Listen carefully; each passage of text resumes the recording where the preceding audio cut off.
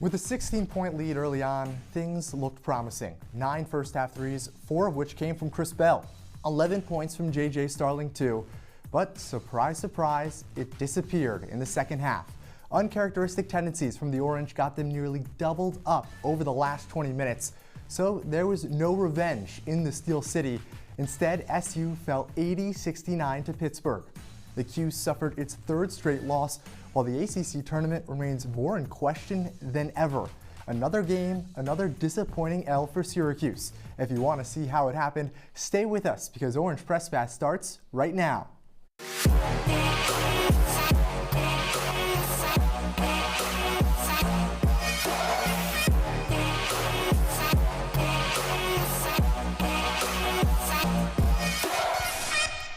Welcome inside the CitrusTV studio for another edition of Orange Press Pass. Skyler Wilkes here alongside Nathaniel Cunningham and Drew Albaugh.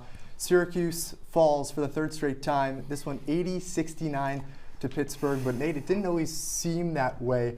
What are your first thoughts after this game? Well, my first thoughts, Skyler and Drew, are honestly that an 11-point loss is disrespectful. That's right. This team had a 16-point lead, and Pitt made the advantage 14 with a couple minutes to go. Disrespectful is the only word that I can come up with. You have the opportunity to keep this a close game and at least stay in it. If you're going to lose, I can respect a 2 or 3 point loss. I cannot respect allowing Pitt to nearly double what your lead was in just a couple minutes left in the game. Yeah, you say disrespectful, kind of on the same line. They cannot play for 40 straight minutes. They played disrespectful basketball down the stretch. Look, there was never a time in this game, even up by 16 points, where I thought Syracuse would win this ball game. And that's where we're at in the season. We're at the point where Syracuse basketball cannot play for 40 minutes. It happened once again. Syracuse led for 27 minutes, and the Orange did what they did best. They did it against North Carolina. They tied in the last 10 minutes. And they do it once again tonight against Pitt. Well, there was a lot to take away from this game. You can tell by the passion of both Nate and Drew. But now it's time to actually see what happened down in the Steel City. Syracuse lost by 4 to Pitt earlier this season. And we're looking for revenge. This is an old Big East rivalry. And Eddie Lampkin was the one that tried to get things started early. He's been on a tear recently, backing down in the paint with the hook shot. Gets the scoring early on for Syracuse. Just finished with 7 points, though. That was his fewest in 4 games. Pitt, you knew it took a long time, though. Almost 5.5 minutes before Zach Austin drills a 3. You could see the confetti there, and you could see the time. Pitt in a very early deficit. Syracuse now up by 13. Chris Bell with 4 first-half threes. That tied a season high, guys. And Chris Bell, he looked excellent. He looked like the guy that was really going to be able to swing this game for Syracuse in the end of the day. Chris who? Chris Bell. 2023 Chris Bell shined today, ringing it all day long, but still not enough. Pittsburgh started to make things a little bit interesting close to the end of the first half. Lucas Taylor with a 3. It was a 7-point lead, though, for the Orange at the half, so a little less comfortable than you would like. The Orange came out of the locker room sluggish, but Jaquan Carlos trying to extend the lead. That made it an 8-point lead. Now we're just over 6 minutes in, and this is where everything started to go south. Zach Austin drills a 3. He had 19 points total, 10 of them in the second half.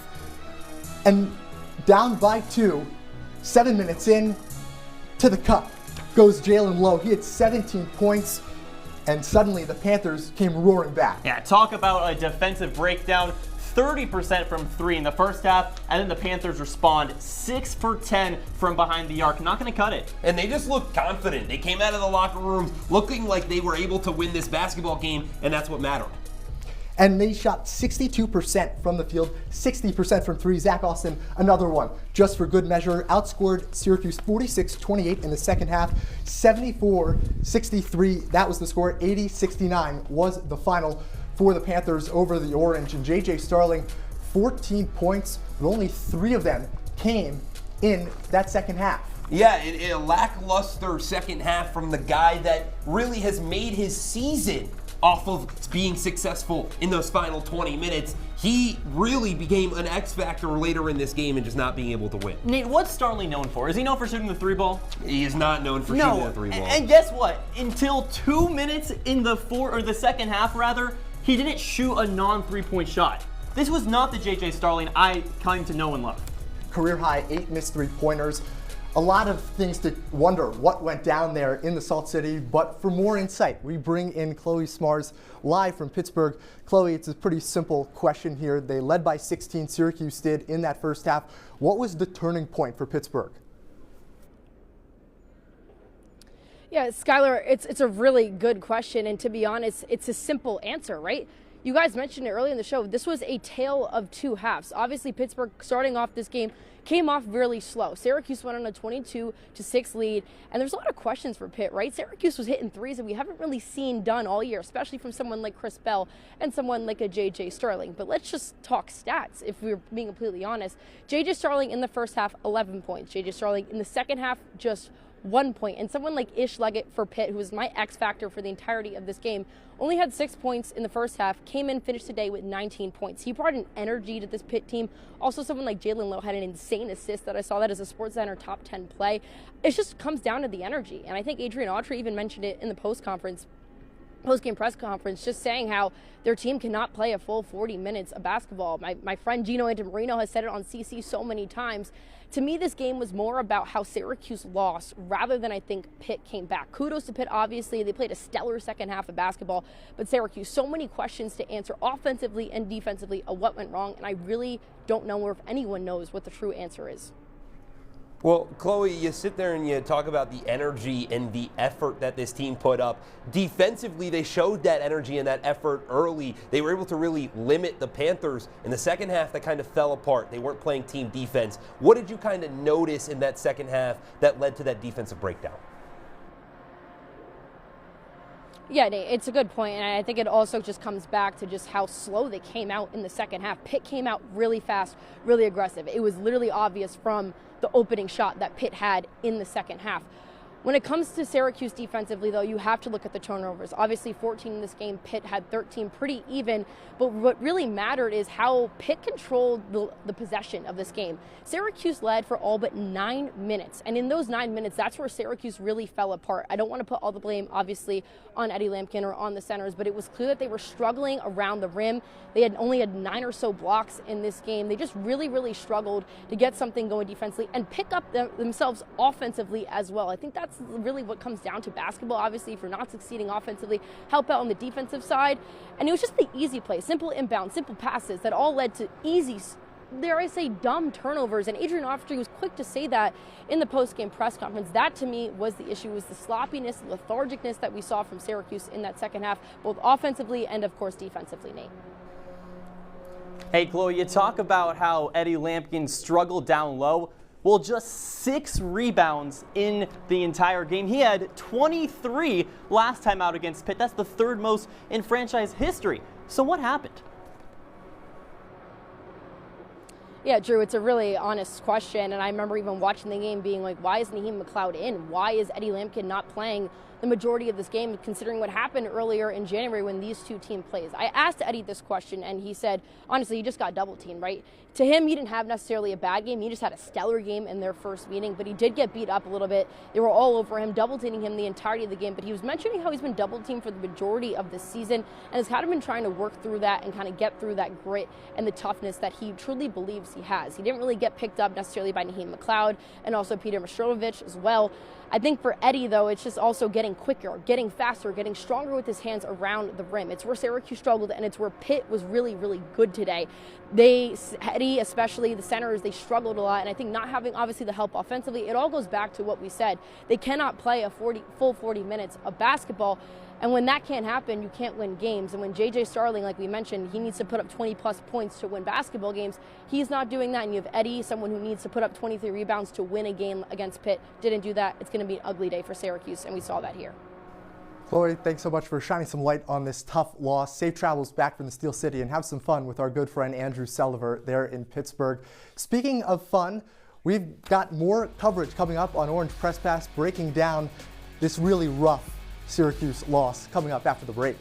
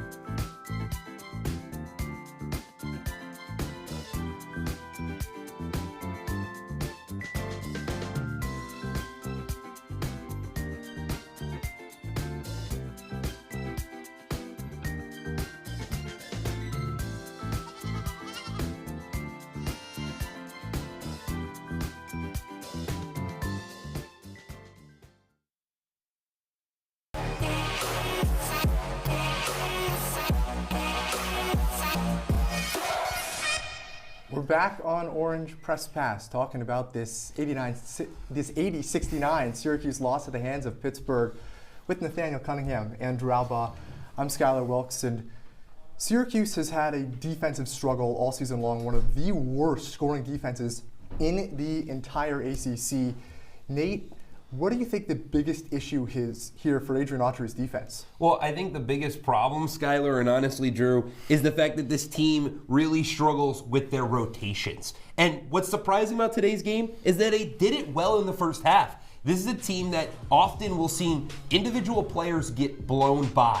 And so you need a team defense. You need players to slot into the paint. And you need the entirety, the 5 players on the floor, to act together. In the first half, they did that a little bit. The second half, they didn't do it at all. Well, Lampkin got 2 fouls in the first 5 minutes, Nate. So you say that they mixed it up well. I don't know if they had too much of a choice in the second half with Lampkin not on the court. I understand where you're coming from, though. Pitt played so much better in the second half. It felt like I was watching a different team. 60% from deep, just 30% in the first half. In the first 13 minutes of the game, Pitt scored 15 points. After that, 65. It's not going to cut it. It isn't. You know, that was definitely a concern, defense, obviously. It has been all year. But on the other side, J.J. Starling really hasn't been. He has been the guy leading this Syracuse team time in, time out, playing really sound basketball. But today, just 3 second-half points, a career-high 8 missed threes. Drew, what went wrong for SU's star? Well, yeah, you mentioned 8 missed threes. It didn't start out that way. You know, he goes 3 for 5.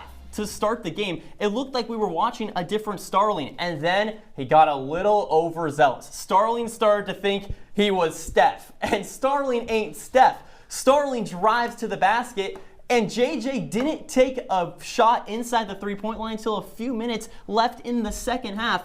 If JJ Starling wants to be the productive player that everyone knows he can be, he has to cut and drive to the rim. He's not the type of guy he was tonight. Yeah, I mean, J.J. Starling, we kind of were saying it while we're watching this game, and you're sitting there going, J.J. Starling is a guy that he's known to attack the hoop. Why are you shooting 10 threes? You took 15 shots, and 11 of them were from beyond the arc.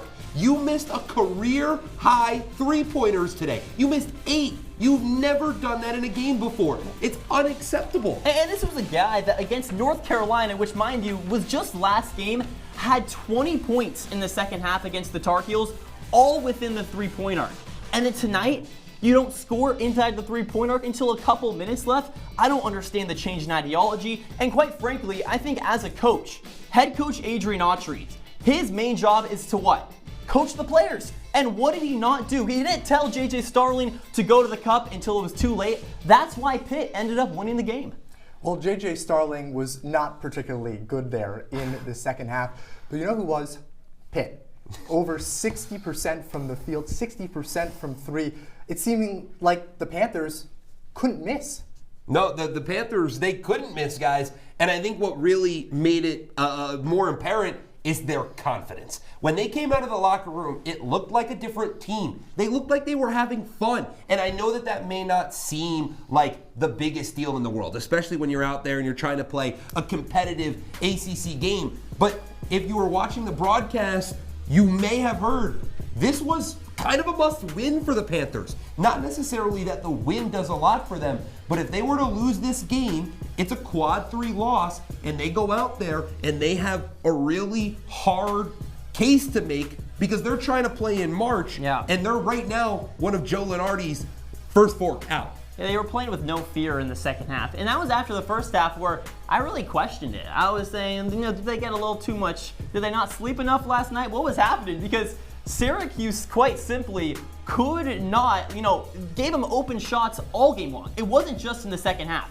But in the second half, the difference was they could make the shots. I don't know what was happening defensively for Syracuse, but it wasn't good enough. It wasn't good enough, and I think you saw the stats from Ish Leggett. His ability to kind of just click it on. The entire Panther squad clicked it on.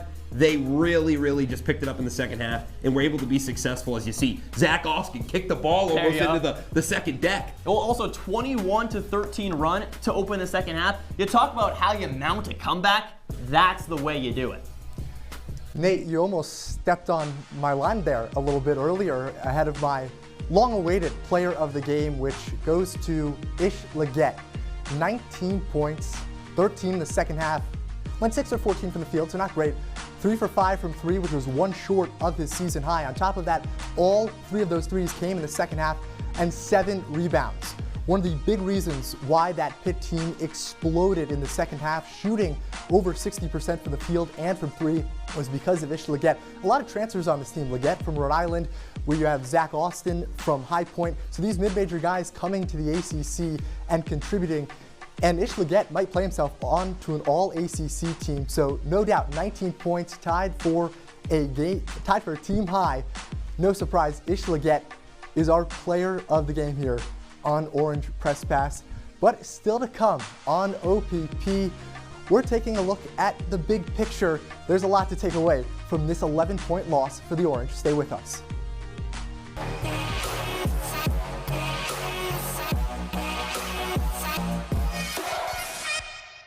Hey Bobo, do trees tell each other stories? I'm sorry. I'm afraid I don't know that. Hey, why don't we go find out? Listen. Do clouds take naps? I couldn't tell you. Dad, do stars visit their friends? Look!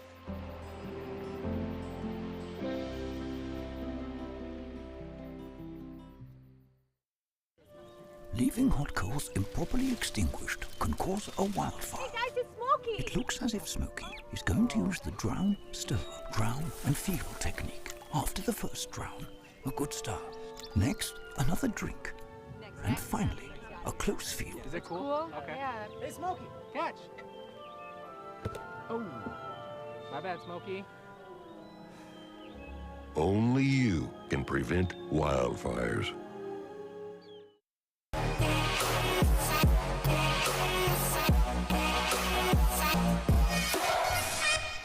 Orange Press Pass rolling on with Nathaniel Cunningham, Andrew Albaugh. I'm Skyler Wilkes. Syracuse falls 80-69 to Pittsburgh, but we kind of knew that already. Something you may not know is about how other teams on the Hill are doing.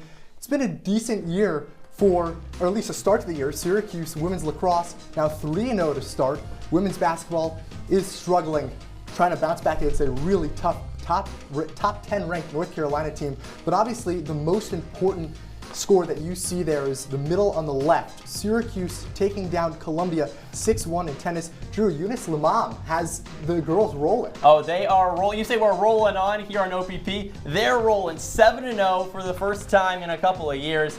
First bout, though, against North Carolina. First ACC opponent. It's going to be a little dicey. And you got to talk about this men's lacrosse game that happens this weekend. Syracuse, falling a little bit in the rankings. They get a nice rebound after a tough loss to Maryland last weekend. From Syracuse to around the nation, these are some of the top games going on in college basketball tonight. Which games stand out to you guys the most? Well, I love to see competitive matchups in the Big Ten when you're talking about number 13 Purdue and number 14 Michigan State, to have 2 top 15 foes out there competing, clashing. That's just always awesome to see. Well, you look just north in your screen, 70-54 win for Mississippi State. That's a statement win. That's a NCAA March Madness type of victory. The SEC's competitive.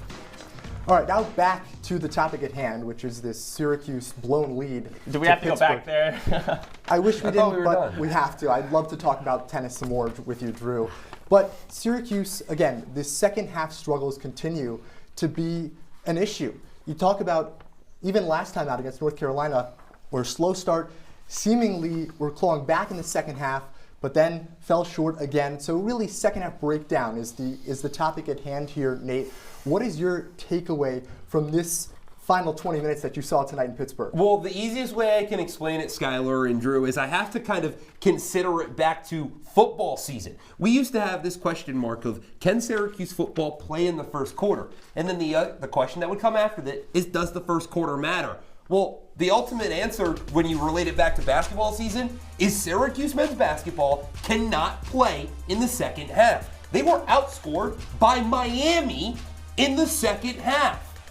Miami, the worst team in the ACC. Had 5 wins coming into that game, by the way. Five win Miami, and they got outscored by them. They then also they being Syracuse this time, outscored UNC and still lost. They made that a competitive game and weren't able to close it out. The second half is brutal for Syracuse men's basketball. Nate, you're acting shocked. I don't know why you're acting shocked. Nothing new. This is the team we've been watching all year long. JJ Starling, 11 points in the first half, just 3 in the second half. Starling is the motor behind this team. He is the engine that goes. And what does a car do when there's no engine? It doesn't go anywhere. And that's what happened in the second half. Nothing happened for Syracuse offensively, and the main reason behind it was JJ Starling. In the postgame, Adrian Autry says, threes weren't the problem. We went 6 for whatever in the second half. Well, first of all, Coach Red, you made 5 in the second half out of 17. That's not going to cut it. So if he says threes aren't the problem, I don't know how it can't be. And JJ Starling was the main reason why. And JJ Starling, struggled, no doubt about it, here in the second half. That hasn't really been the case all season, but regardless, Syracuse as a team has not been particularly solid. Two separate 3-game losing streaks. This is now the second leg of it. And something that I don't think anyone of Syracuse basketball fans would have thought that this team could potentially miss the ACC tournament. But Drew, it's very much a possibility at this point. It's a possibility, but it isn't happening. Look, the team below them is NC State, which, by the way, they're playing, and they don't got anyone over there in the Wildcats. This isn't the DJ Burns NC State miracle run of last year. This is the NC State of this year, which is 3-11 in conference. You still got a couple-game lead over them. And then Boston College, not worried about them. You already beat them twice. And then Miami right below that. Okay, the Hurricanes beat you once, but it's not going to happen. They're not going to win 3 out of the last 6 then. So their last 4 games are against NC State here in the 3-1-5. Then they have to go to Virginia Tech, to SMU, and they play Virginia. The fact that you think this team is winning 3, I don't even think they're winning 2 of their last 4 games. This team lost to Miami. Nate. There's no way that you're going to sit here with convincingly and tell me, oh, Syracuse is definitely beating NC State. Right now, I don't think Syracuse could go out and remember UAlbany earlier in the year? I don't think Syracuse beats that UAlbany team right now. What are you That's talking? how bad they are. UAlbany, they put up over 90 points against the Great Danes. And the score did not reflect how that game went, and you know that too, Skyler. Nate, it was a close game until Syracuse blew it open in the last 5 minutes. I don't think this team wins that game if they run it back. You don't trust Syracuse to win 3 out of 6. I don't trust NC State to win to end the year. It doesn't matter what Syracuse does if NC State can't win. I just don't think there's any way they can do it. You can always expect Nate to bring it back to the Capital District there with UAlbany. Syracuse 4 games left to play to try to make sure that it is in the ACC tournament. We're just about wrapping things up here on Orange Press Pass. Still to come, some sounding off. These guys give their final thoughts on this 11-point loss for the Orange. You won't want to miss it.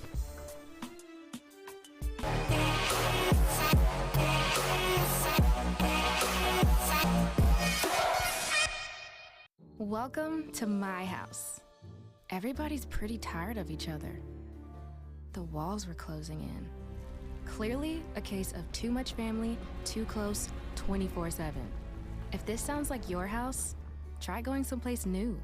YourLifeYourVoice.org. You'll find lots of ideas to help you handle the family stresses of being confined to close quarters. YourLifeYourVoice.org. It could help you find a little more breathing room.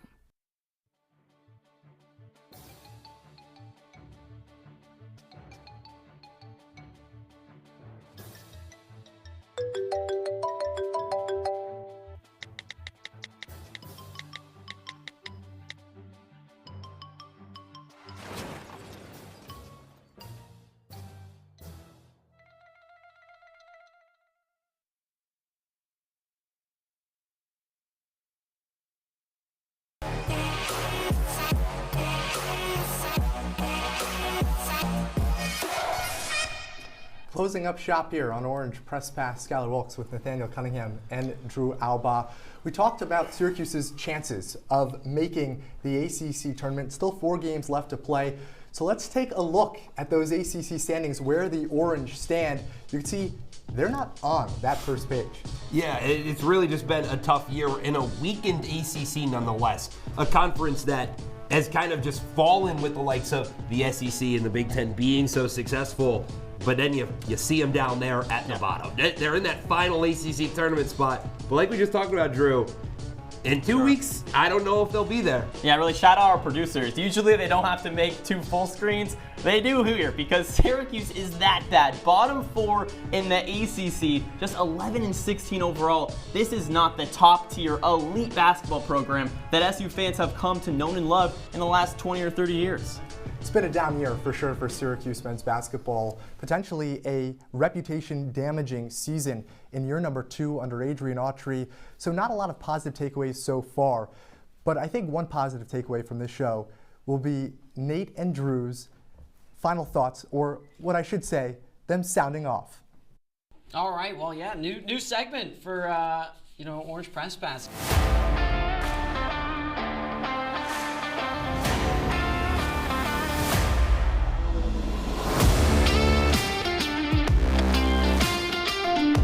Well, you want to talk about sounding off, Skyler. I know our good friend Rahil Jaswal. He was a little critical of this team last week. I'm gonna be a little critical as well. Where is the pride? Syracuse men's basketball is one of the most historic programs in the entire country, and you are failing to win 500% of your games. Really? You're failing to win half?